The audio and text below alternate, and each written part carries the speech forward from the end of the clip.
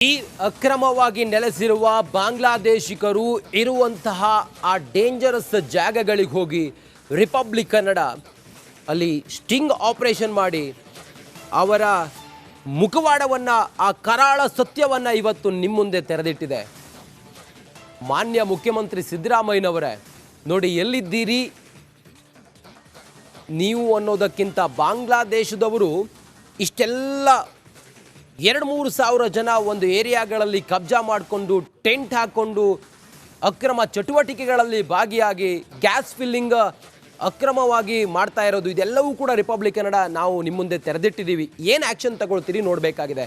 ಈಗ ಈ daring sting operation ಮಾಡಿದ ನನ್ನ ಕಲೀಗ್ ಅರವಿಂದ್ ನಮ್ಮ ಜೊತೆಲಿ ಈಗ ನೇರ ಸಂಪರ್ಕದಲ್ಲಿದ್ದಾರೆ. ಅರವಿಂದ್, ಆ ದುರ್ಗಮವಾದಂಥ ಸ್ಥಳಗಳು ಹೇಗಿದ್ದಾವೆ, ಅದೆಷ್ಟು ಡೇಂಜರಸ್, ಮತ್ತೆ ನೀವು ಅಲ್ಲೊಬ್ಬ ಅಕ್ರಮವಾಗಿ ಬಂದ ಬಾಂಗ್ಲಾದೇಶಿಕನನ್ನು ಮಾತಾಡಿಸಿದ್ರಿ ಕೂಡ, ಆತ ಏನೇನು ಹೇಳ್ದ, ತಮ್ಮ ಹತ್ರ ಏನಿದೆ ಈಗ ಎಕ್ಸ್ಕ್ಲೂಸಿವ್ ಮಾಹಿತಿ ಅರವಿಂದ್?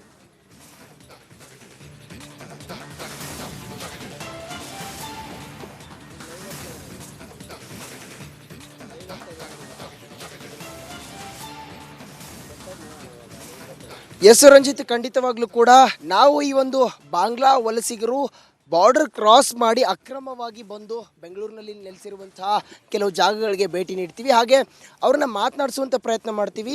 ಕೆಲ ಗಂಟೆಗಳ ಹಿಂದೆ ಅಷ್ಟೇ ನಾವು ಓರ್ವ ಯುವಕರನ್ನ ಮಾತನಾಡಿಸ್ತೀವಿ. ಆ ಸಮಯದಲ್ಲಿ ಆತ ಹೇಳ್ತಾನೆ, ನಾನು ಬಾಂಗ್ಲಾದಿಂದ ಅಲ್ಲ, ಪಶ್ಚಿಮ ಬಂಗಾಳದಿಂದ ಬಂದಿದ್ದೀನಿ, ಜೊತೆಗೆ ನನ್ನ ಹತ್ರ ಆಧಾರ್ ಕಾರ್ಡ್ ಕೂಡ ಇದೆ ಅನ್ನುವಂಥದ್ದನ್ನ ಹೇಳ್ತಾನೆ. ಹಾಗಾದರೆ ಆಧಾರ್ ಕಾರ್ಡ್ನ ತೋರಿಸಿ ಅನ್ನುವಂಥದ್ದನ್ನ ನಾವು ಹೇಳ್ತೀವಿ. ಆಧಾರ್ ಕಾರ್ಡ್ ತೋರಿಸಿ ಅಂತ ತಕ್ಷಣ ಆತನ ಗುಡಿಸಲ ಬಳಿಗೆ ಮೂವ್ ಆಗ್ತಾನೆ. ಹೋದಂಥ ಸಂದರ್ಭದಲ್ಲಿ ಅರ್ಧಕ್ಕೆ ಆತ ನಿಂತು, ನನ್ನ ಮನೆಯಲ್ಲಿ ಅದು ಆಧಾರ್ ಕಾರ್ಡ್ ಇಲ್ಲ, ಅಂದರೆ ಆ ಗುಡಿಸಲಲ್ಲಿ ಆಧಾರ್ ಕಾರ್ಡ್ ಇಲ್ಲ, ಫೋನಲ್ಲಿದೆ ಅಂತಾರೆ. ಫೋನಲ್ಲಿದ್ದರೆ ಫೋನಲ್ಲಿರುವಂಥ ಆಧಾರ್ ಕಾರ್ಡನ್ನು ತೋರಿಸಿ ಅನ್ನುವಂಥದ್ದನ್ನು ನಾವು ಹೇಳ್ತೀವಿ. ಆಗ ಆತ ಹೇಳ್ತಾನೆ, ಫೋನ್ನ ಬೇರೆಯವ್ರು ತೆಗೆದುಕೊಂಡು ಹೋಗಿದ್ದಾರೆ, ಅವರು ಕೆಲಸಕ್ಕೆ ಹೋಗಿದ್ದಾರೆ ಅನ್ನುವಂಥ ಸುಳ್ಳು ಕಟ್ಟುಕತೆಯನ್ನು ಹೇಳ್ತಾನೆ. ಆ ಹೇಳಿದಂಥ ಜಾಗ ಇದೆ. ತಾವು ದೃಶ್ಯಗಳಲ್ಲಿ ಏನು ನೋಡ್ತಾ ಇದ್ದೀರಿ, ಸಂಪೂರ್ಣವಾಗಿ ಕೆಲವರು ಖಾಲಿ ಮಾಡಿದ್ದಾರೆ, ಒಂದಷ್ಟು ಜನ ನಿದ್ದೆ ಮಾಡ್ತಾಯಿದ್ರು, ಅವ್ರನ್ನ ನಾವು ಮಾತಾಡಿಸಿದ್ವಿ. ಆದರೆ ಅವರು ಬಾಂಗ್ಲಾದೇಶದವರು ಅಂತ ಹೇಳಿಲ್ಲ, ಆದರೆ ಪಶ್ಚಿಮ ಬಂಗಾಳದವರು ಅಂತ ಹೇಳಿ ಸುಳ್ಳು ಹೇಳ್ತಾರೆ.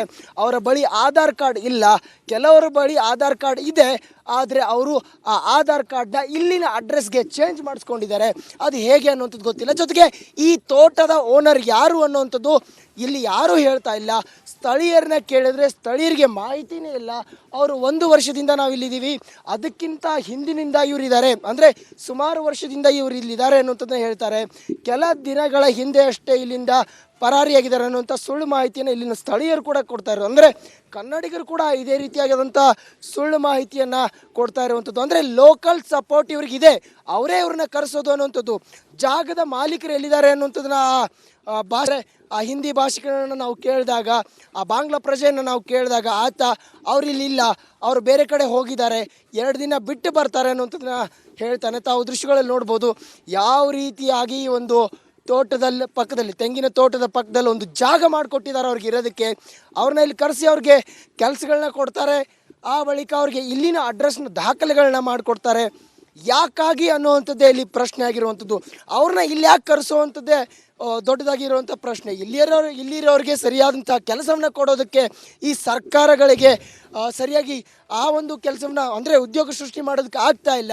ಅಂಥವ್ರನ್ನ ಕರೆಸಿ ಇಲ್ಲಿ ಕೆಲಸ ಕೊಡ್ತಾರೆ. ಅವರೇನಾದರೂ ಇಲ್ಲಿ ಕ್ರೈಮ್ಗಳಲ್ಲಿ ತೊಡಗಿದ್ದೇ ಆದಲ್ಲಿ, ಅಥವಾ ನಾವು ಮೊನ್ನೆ ತಾನೇ ಒಂದು ದೃಶ್ಯಗಳನ್ನ ತಮಗೆ ತೋರಿಸಿದ್ವಿ, ಗ್ಯಾಸ್ ಫೀಲಿಂಗ್ ಅನ್ನುವಂಥದ್ದು, ಆ ರೀತಿಯ ಕೆಲಸಗಳಲ್ಲಿ ಅವ್ರು ತೊಡಗಿದ್ರೆ ಅದಕ್ಕೆಲ್ಲ ಯಾರು ಹೊಣೆ? ತಾವು ದೃಶ್ಯಗಳಲ್ಲಿ ನೋಡ್ಬೋದು. ನಮ್ಮ ವರದಿಯ ಇಂಪ್ಯಾಕ್ಟ್ ಆಗ್ತಿದ್ದ ಹಾಗೆಯೇ ಇಲ್ಲಿಂದ ಆ ಜನರು ಪರಾರಿಯಾಗಿರುವಂಥದ್ದು. ಕೆಲ ದೃಶ್ಯಗಳು ತಾವೇನು ಗಮನಿಸ್ತಾ ಇದ್ದೀರಿ, ಅಲ್ಲಿಂದ, ಅಂದರೆ ನಾವು ವರದಿ ಮಾಡ್ತಿದ್ದ ಹಾಗೆ ಅವರು ಅಲ್ಲಿಂದ ಪರಾರಿಯಾಗಿರುವಂಥದ್ದು. ಬೇರೆ ಬೇರೆ ಭಾಗಗಳಿಂದ ಇಲ್ಲಿ ಜನ ಬಂದು ವಾಸವಿದ್ರು ಅನ್ನುವಂಥದ್ದು. ಸುಮಾರು ವರ್ಷದಿಂದ ಇಲ್ಲಿದ್ದಾರೆ ಅನ್ನುವಂಥದ್ದನ್ನ ಸ್ಥಳೀಯರು ಹೇಳ್ತಾರೆ. ಆದರೆ ಅವರು ವರದಿಯ ಬಂದ ಬಳಿಕವೇ ಇಲ್ಲಿಂದ ಪರಾರಿಯಾಗಿರುವಂಥದ್ದು. ಓರ್ವ ಯುವಕರನ್ನ ನಾವು ಮಾತಾಡಿಸ್ತೀವಿ. ಆತನ ಬಳಿ ಆಧಾರ್ ಕಾರ್ಡ್ ಇಲ್ಲ ಅನ್ನುವಂಥದ್ದನ್ನು ಆತನೇ ಹೇಳಿರುವಂಥದ್ದು. ತಾವು ಒಂದೊಮ್ಮೆ ದೃಶ್ಯಗಳನ್ನ ನೋಡಿ ಇಡೀ ಸ್ಪಾಟ್ನ ತಾವು ಗಮನಿಸ್ಬೋದು, ಯಾವ ರೀತಿಯಾಗಿ ಈ ಒಂದು ತೋಟವನ್ನು ಅವ್ರಿಗಾಗಿಯೇ ಮಾರ್ಪಾಡು ಮಾಡಿಕೊಟ್ಟಿದ್ದಾರೆ ಅನ್ನುವಂಥದ್ದನ್ನು. Just hold. ಈ ಅಕ್ರಮವಾಗಿ ನೆಲೆಸಿರುವ ಬಾಂಗ್ಲಾದೇಶಿಗರು ಇರುವಂತಹ ಆ ಡೇಂಜರಸ್ ಜಾಗಗಳಿಗೆ ಹೋಗಿ ರಿಪಬ್ಲಿಕ್ ಕನ್ನಡ ಅಲ್ಲಿ ಸ್ಟಿಂಗ್ ಆಪರೇಷನ್ ಮಾಡಿ ಅವರ ಮುಖವಾಡವನ್ನು, ಆ ಕರಾಳ ಸತ್ಯವನ್ನು ಇವತ್ತು ನಿಮ್ಮ ಮುಂದೆ ತೆರೆದಿಟ್ಟಿದೆ. ಮಾನ್ಯ ಮುಖ್ಯಮಂತ್ರಿ ಸಿದ್ದರಾಮಯ್ಯನವರೇ, ನೋಡಿ ಎಲ್ಲಿದ್ದೀರಿ ನೀವು ಅನ್ನೋದಕ್ಕಿಂತ ಬಾಂಗ್ಲಾದೇಶದವರು ಇಷ್ಟೆಲ್ಲ 2-3 ಸಾವಿರ ಜನ ಒಂದು ಏರಿಯಾಗಳಲ್ಲಿ ಕಬ್ಜಾ ಮಾಡಿಕೊಂಡು ಟೆಂಟ್ ಹಾಕ್ಕೊಂಡು ಅಕ್ರಮ ಚಟುವಟಿಕೆಗಳಲ್ಲಿ ಭಾಗಿಯಾಗಿ ಗ್ಯಾಸ್ ಫಿಲ್ಲಿಂಗ್ ಅಕ್ರಮವಾಗಿ ಮಾಡ್ತಾ ಇರೋದು, ಇದೆಲ್ಲವೂ ಕೂಡ ರಿಪಬ್ಲಿಕ್ ಕನ್ನಡ ನಾವು ನಿಮ್ಮ ಮುಂದೆ ತೆರೆದಿಟ್ಟಿದ್ದೀವಿ. ಏನು ಆ್ಯಕ್ಷನ್ ತಗೊಳ್ತೀರಿ ನೋಡಬೇಕಾಗಿದೆ. ಈಗ ಈ ಡೇರಿಂಗ್ ಸ್ಟಿಂಗ್ ಆಪರೇಷನ್ ಮಾಡಿದ ನನ್ನ ಕಲೀಗ್ ಅರವಿಂದ್ ನಮ್ಮ ಜೊತೆಲಿ ಈಗ ನೇರ ಸಂಪರ್ಕದಲ್ಲಿದ್ದಾರೆ. ಅರವಿಂದ್, ಆ ದುರ್ಗಮವಾದಂಥ ಸ್ಥಳಗಳು ಹೇಗಿದ್ದಾವೆ, ಅದೆಷ್ಟು ಡೇಂಜರಸ್, ಮತ್ತೆ ನೀವು ಅಲ್ಲೊಬ್ಬ ಅಕ್ರಮವಾಗಿ ಬಂದ ಬಾಂಗ್ಲಾದೇಶಕ್ಕನನ್ನು ಮಾತಾಡಿಸಿದ್ರಿ ಕೂಡ, ಆತ ಏನೇನು ಹೇಳ್ದ, ತಮ್ಮ ಹತ್ರ ಏನಿದೆ ಈಗ ಎಕ್ಸ್ಕ್ಲೂಸಿವ್ ಮಾಹಿತಿ ಅರವಿಂದ್?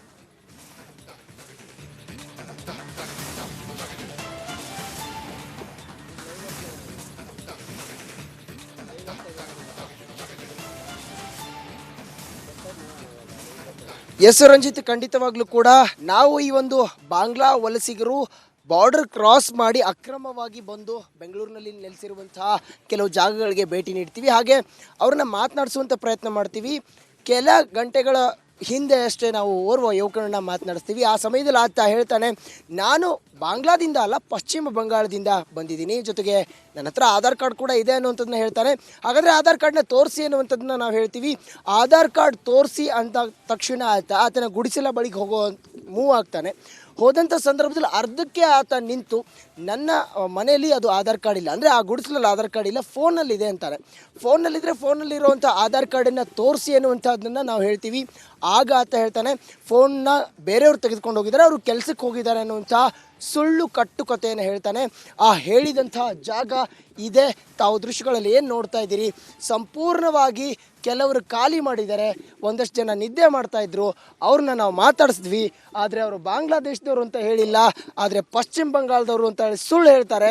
ಅವರ ಬಳಿ ಆಧಾರ್ ಕಾರ್ಡ್ ಇಲ್ಲ, ಕೆಲವರ ಬಳಿ ಆಧಾರ್ ಕಾರ್ಡ್ ಇದೆ, ಆದರೆ ಅವರು ಆ ಆಧಾರ್ ಕಾರ್ಡ್ನ ಇಲ್ಲಿನ ಅಡ್ರೆಸ್ಗೆ ಚೇಂಜ್ ಮಾಡಿಸ್ಕೊಂಡಿದ್ದಾರೆ. ಅದು ಹೇಗೆ ಅನ್ನುವಂಥದ್ದು ಗೊತ್ತಿಲ್ಲ. ಜೊತೆಗೆ ಈ ತೋಟದ ಓನರ್ ಯಾರು ಅನ್ನುವಂಥದ್ದು ಇಲ್ಲಿ ಯಾರೂ ಹೇಳ್ತಾ ಇಲ್ಲ. ಸ್ಥಳೀಯರನ್ನ ಕೇಳಿದ್ರೆ ಸ್ಥಳೀಯರಿಗೆ ಮಾಹಿತಿನೇ ಇಲ್ಲ. ಅವರು 1 ವರ್ಷದಿಂದ ನಾವು ಇಲ್ಲಿದ್ದೀವಿ, ಅದಕ್ಕಿಂತ ಹಿಂದಿನಿಂದ ಇವರಿದ್ದಾರೆ, ಅಂದರೆ ಸುಮಾರು ವರ್ಷದಿಂದ ಇವರು ಇಲ್ಲಿದ್ದಾರೆ ಅನ್ನುವಂಥದ್ದನ್ನ ಹೇಳ್ತಾರೆ. ಕೆಲ ದಿನಗಳ ಹಿಂದೆ ಅಷ್ಟೇ ಇಲ್ಲಿಂದ ಪರಾರಿಯಾಗಿದ್ದಾರೆ ಅನ್ನುವಂಥ ಸುಳ್ಳು ಮಾಹಿತಿಯನ್ನು ಇಲ್ಲಿನ ಸ್ಥಳೀಯರು ಕೂಡ ಕೊಡ್ತಾ ಇರೋದು. ಅಂದರೆ ಕನ್ನಡಿಗರು ಕೂಡ ಇದೇ ರೀತಿಯಾಗಿರುವಂಥ ಸುಳ್ಳು ಮಾಹಿತಿಯನ್ನು ಕೊಡ್ತಾ ಇರುವಂಥದ್ದು. ಅಂದರೆ ಲೋಕಲ್ ಸಪೋರ್ಟ್ ಇವ್ರಿಗಿದೆ, ಅವರೇ ಇವ್ರನ್ನ ಕರೆಸೋದು ಅನ್ನುವಂಥದ್ದು. ಜಾಗದ ಮಾಲೀಕರು ಎಲ್ಲಿದ್ದಾರೆ ಅನ್ನುವಂಥದ್ದನ್ನ ಭಾಷೆ, ಆ ಹಿಂದಿ ಭಾಷಿಕರನ್ನು ನಾವು ಕೇಳಿದಾಗ, ಆ ಬಾಂಗ್ಲಾ ಪ್ರಜೆಯನ್ನು ನಾವು ಕೇಳಿದಾಗ ಆತ ಅವರಿಲ್ಲಿಲ್ಲ, ಅವರು ಬೇರೆ ಕಡೆ ಹೋಗಿದ್ದಾರೆ, 2 ದಿನ ಬಿಟ್ಟು ಬರ್ತಾರೆ ಅನ್ನುವಂಥದ್ದನ್ನ ಹೇಳ್ತಾನೆ. ತಾವು ದೃಶ್ಯಗಳಲ್ಲಿ ನೋಡ್ಬೋದು ಯಾವ ರೀತಿಯಾಗಿ ಒಂದು ತೋಟದಲ್ಲಿ ಪಕ್ಕದಲ್ಲಿ, ತೆಂಗಿನ ತೋಟದ ಪಕ್ಕದಲ್ಲಿ ಒಂದು ಜಾಗ ಮಾಡಿಕೊಟ್ಟಿದ್ದಾರೆ ಅವ್ರಿಗೆ ಇರೋದಕ್ಕೆ. ಅವ್ರನ್ನ ಇಲ್ಲಿ ಕರೆಸಿ ಅವ್ರಿಗೆ ಕೆಲಸಗಳನ್ನ ಕೊಡ್ತಾರೆ. ಆ ಬಳಿಕ ಅವ್ರಿಗೆ ಇಲ್ಲಿನ ಅಡ್ರೆಸ್ನ ದಾಖಲೆಗಳನ್ನ ಮಾಡಿಕೊಡ್ತಾರೆ. ಯಾಕಾಗಿ ಅನ್ನುವಂಥದ್ದೇ ಇಲ್ಲಿ ಪ್ರಶ್ನೆ ಆಗಿರುವಂಥದ್ದು. ಅವ್ರನ್ನ ಇಲ್ಲಿ ಯಾಕೆ ಕರೆಸುವಂಥದ್ದೇ ದೊಡ್ಡದಾಗಿರುವಂಥ ಪ್ರಶ್ನೆ. ಇಲ್ಲಿರೋರಿಗೆ ಸರಿಯಾದಂಥ ಕೆಲಸವನ್ನು ಕೊಡೋದಕ್ಕೆ ಈ ಸರ್ಕಾರಗಳಿಗೆ ಸರಿಯಾಗಿ ಆ ಒಂದು ಕೆಲಸವನ್ನು, ಅಂದರೆ ಉದ್ಯೋಗ ಸೃಷ್ಟಿ ಮಾಡೋದಕ್ಕೆ ಆಗ್ತಾ ಇಲ್ಲ. ಅಂಥವ್ರನ್ನ ಕರೆಸಿ ಇಲ್ಲಿ ಕೆಲಸ ಕೊಡ್ತಾರೆ. ಅವರೇನಾದರೂ ಇಲ್ಲಿ ಕ್ರೈಮ್ಗಳಲ್ಲಿ ತೊಡಗಿದ್ದೇ ಆದಲ್ಲಿ, ಅಥವಾ ನಾವು ಮೊನ್ನೆ ತಾನೇ ಒಂದು ದೃಶ್ಯಗಳನ್ನ ತಮಗೆ ತೋರಿಸಿದ್ವಿ, ಗ್ಯಾಸ್ ಫೀಲಿಂಗ್ ಅನ್ನುವಂಥದ್ದು, ಆ ರೀತಿಯ ಕೆಲಸಗಳಲ್ಲಿ ಅವ್ರು ತೊಡಗಿದ್ರೆ ಅದಕ್ಕೆಲ್ಲ ಯಾರು ಹೊಣೆ? ತಾವು ದೃಶ್ಯಗಳಲ್ಲಿ ನೋಡ್ಬೋದು. ನಮ್ಮ ವರದಿಯ ಇಂಪ್ಯಾಕ್ಟ್ ಆಗ್ತಿದ್ದ ಹಾಗೆಯೇ ಇಲ್ಲಿಂದ ಆ ಜನರು ಪರಾರಿಯಾಗಿರುವಂಥದ್ದು. ಕೆಲ ದೃಶ್ಯಗಳು ತಾವೇನು ಗಮನಿಸ್ತಾ ಇದ್ದೀರಿ, ಅಲ್ಲಿಂದ, ಅಂದರೆ ನಾವು ವರದಿ ಮಾಡ್ತಿದ್ದ ಹಾಗೆ ಅವರು ಅಲ್ಲಿಂದ ಪರಾರಿಯಾಗಿರುವಂಥದ್ದು. ಬೇರೆ ಬೇರೆ ಭಾಗಗಳಿಂದ ಇಲ್ಲಿ ಜನ ಬಂದು ವಾಸವಿದ್ರು ಅನ್ನುವಂಥದ್ದು. ಸುಮಾರು ವರ್ಷದಿಂದ ಇಲ್ಲಿದ್ದಾರೆ ಅನ್ನುವಂಥದ್ದನ್ನ ಸ್ಥಳೀಯರು ಹೇಳ್ತಾರೆ. ಆದರೆ ಅವರು ವರದಿಯ ಬಂದ ಬಳಿಕವೇ ಇಲ್ಲಿಂದ ಪರಾರಿಯಾಗಿರುವಂಥದ್ದು. ಓರ್ವ ಯುವಕರನ್ನ ನಾವು ಮಾತಾಡಿಸ್ತೀವಿ. ಆತನ ಬಳಿ ಆಧಾರ್ ಕಾರ್ಡ್ ಇಲ್ಲ ಅನ್ನುವಂಥದ್ದನ್ನು ಆತನೇ ಹೇಳಿರುವಂಥದ್ದು. ತಾವು ಒಂದೊಮ್ಮೆ ದೃಶ್ಯಗಳನ್ನ ನೋಡಿ ಇಡೀ ಸ್ಪಾಟ್ನ ತಾವು ಗಮನಿಸ್ಬೋದು. ಯಾವ ರೀತಿಯಾಗಿ ಈ ಒಂದು ತೋಟವನ್ನು ಅವ್ರಿಗಾಗಿಯೇ